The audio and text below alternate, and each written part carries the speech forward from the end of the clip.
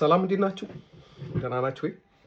ዛሬ ማነሳው የዛሬ 4 ዓመት የዓለም ዋንጫ የተደረገ ጊዜ አርጀንቲና ዋንጫውን ይዛ ወደ ሀገሯ ከተመለሰች በኋላ ሴሌብሬት ሲያደርጉ በዓላቸውን ደስታቸውን ሲያከብሩ አንድ ኢትዮጵያዊ አሜሪካን ሀገር የተወለደ የ20 ዓመት ወጣት በአርጀንቲና ውስጥ የቅርጫት ኳስ የሚጫወት ፕሮፌሽናል ተጫዋች በእነሱ በሚዝናኑበት የሀገሩ ወጣቶች በሚዝናኑበት አንድ ናይት ክለብ ውስጥ ተገኘ።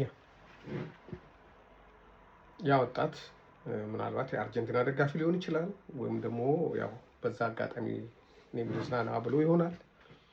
የውጭ ሀገር ሰው ነው፣ በዛች ሀገር ያው በፕሮፌሽናል ደረጃ የሚሰራ ስፖርተኛ ነው። እዛ ገባ። ያ ሰው ኢትዮጵያዊ ነው ካልን እንግዲህ እኔን እናንተ የምታዳምጡኝ ሰዎች፣ አሁን አማርኛ የምትሰሙ ሰዎች ወይም ደግሞ በኢትዮጵያና በኤርትራ ያላችሁ ሰዎችን የሚመስል ሰው ሄደ ማለት ነው። በእነሱ ደግሞ እንደዚህ አይነት ሰዎችን ቶሌሬት አድርጎ እነሱ በሚዝናኑበት ቦታ እንዲዝናና ፍቃድ የማይሰጡበት ጊዜ አለ። በተለይ በመዝናኛ ቦታ ወጣቱ ቲኔጀሩ እንደዚህ ጥቁር ከኛ እኩል ሆነ ወይ ብሎ በጣም የዛሬ 200 ዓመት ይደረግ የነበረ ነገር የሚያደርግ ማህበረሰብ ነው። ያ ወጣት አሜሪካ በመወለዱ የተነሳ ይህን ነገር አላወቀውም እና የዛች ወጣት ህይወት መጨረሻ ያቺ ጭፈራ ቤት ሆነች። ቀጥቅጠው ገደሉት። ይህን ዜና መቼም ትዘነጉ ይሆናል እንጂ በቢቢሲ በሲኤንኤንም ተዘግቧል። እዚህም ሀበሻ ራሱ ዘግቦት ነበር ይህን ዜና።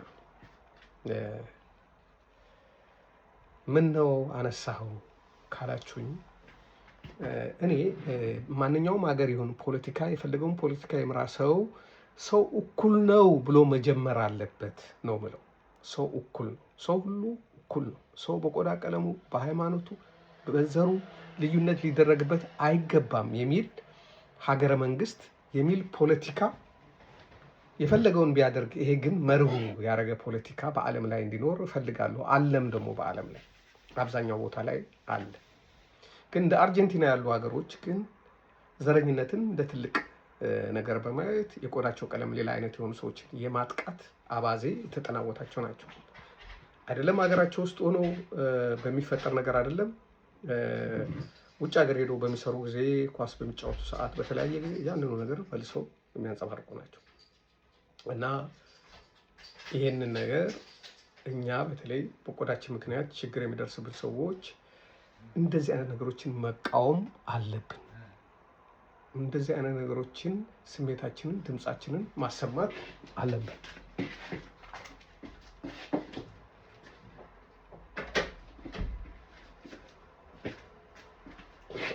ሶሪ። እናም ምንድን ነው የበቀደመው የዓለም ዋንጫ ውድድር ላይ አርጀንቲናዎች ያሳዩት ባህሪ ስር የሰደደ ባህሪ ነው። አርጀንቲናን ማራዶናና መሲን አውጥተን እንያት እስቲ። እነዚህ ሁለት የዓለም ንጉሶች እንተዋቸው። መሲ የዘላለም ንጉስ ነው በኳስ ደረጃ።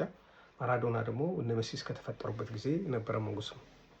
የፔሌ አልጋ ወራሽ ነው። ግን እነዚህ ሁለት ሰዎች አውጥተን አርጀንቲናን ስናያት በዓለም ላይ መጥፎ ነገሮችን ብቻ ነው የምትደግፈው። ዘረኛ ከሆኑ መንግስታት ጋር ኮሚኒኬሽን የምትፈጥረው፣ ጥቁር የሆኑ ህዝቦችን፣ ለመብት የሚቆረቆሩ ህዝቦችን ትገፋለች። ይሄ አግሬሲቭ ባህሪያቸው በላቲን አሜሪካ ሀገራቶች፣ በኡሩጓይ፣ በፓራጓይ፣ በብራዚል፣ በኮሎምቢያ፣ በሌሎቹም ላይ በስፖርት መድረክ ላይ እየታየ ነው። አርጀንቲና ሄዶ ለመጫወት በጣም ችግር ነው። እንደገና እነሱ መጥቶ ሲጫወቱ አምባጓሮ ፈጥሮ ተበጣብጠው ነው የሚሄዱት። የታችሁ እንደሆነ የዛሬ ስንት ዓመት በሆነ ነገር ላይ ባለፈው ከእንግሊዝ ጋር ሲጫወቱ የሚያሳዩት የፖለቲካ ስሜት፣ ከስፔን ጋር ሲጫወቱት የሚያሳዩት የፖለቲካ ስሜት፣ እንዴት አንድ ሀገር ጥቁርም ነጭም ጠልቶ ይኖራል? እንዴት እንደዚህ አይነት ውቅር በአንድ ሀገር ውስጥ ይነግሳል? ተጫዋቾቹ ከኳስ ውጭ ሲደበድቡ ነበር። ሰው ይደበድባሉ። ኳስ ካለፈ በኋላ ይተነኩሳሉ። የኃይል ጨዋታ ነው የሚጫወቱት። ሪስፔክት የላቸውም። ፊፋ ሲሆን አርጀንቲናን አንድ የዓለም ውድድር፣ አንድ የዓለም ዋንጫ ሊያስቆማት ይገባል። ራሳቸውን ማየት አለባቸው። ለምንድን ነው በዓለም ሕዝብ ፊት እንደዚህ ራሳቸውን የሚኮፈሱት? ኢኮኖሚያቸው እዛ የደረሰ አይደለም። በቅርብ ጊዜ በዓለም ደረጃ እርዳታ እየተደረገላቸው ነበር፣ በምግብ ደረጃ ራሱ። ስለዚህ እንደዚህ አይነት ጠያፍ ነገር የሚያደርጉ ሀገሮችን ኳስ ስሜትን የሚጠይቅ ነገር በመሆኑ ለምን ደገፋችሁ ለምን አልደገፋችሁ ባልልም፣ እኛ ግን መብታችንን ማንጸባረቅ አለብን። ካልሆነ እኮ እንደ ድሮ ባሪያ ሊሸጥ ይችላል እኮ። ጥቁር ሰው እንደ ባሪያ ፍንገላ ጊዜ ሊመጣ ይችላል። ያገኘናቸውን መብቶች መጠበቅ አለብን። መጥፎ የሆኑ ሀገሮች ላይ ተጽዕኖ ማሳደር አለብን። የአፍሪካ ህብረት ምን ይሰራል? ከአርጀንቲና ጋር ለምንድን ነው ዲፕሎማሲያዊ ግንኙነት የሚያደርገው? በጥቁሮች እኩልነት ከማያምን ሀገር መንግስት ጋር ለምንድን ነው የኛ ኤምባሲ ምን ከፍቶ? ለምንድን ነው እነሱ የሚከፍቱት? እዚህ በሰው ልጅ እኩልነት የማያምኑ ከሆነ ከዚህ በላይ ምን ክብር አለ? ከዚህ በላይ ምን መዋረድ አለ?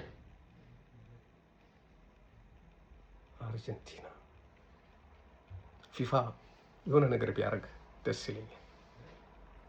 በጣም መማር ያለባቸው ህዝቦች ናቸው። ሳዳመጣችሁ አመሰግናለሁ። እግዚአብሔር ይስጥልኝ።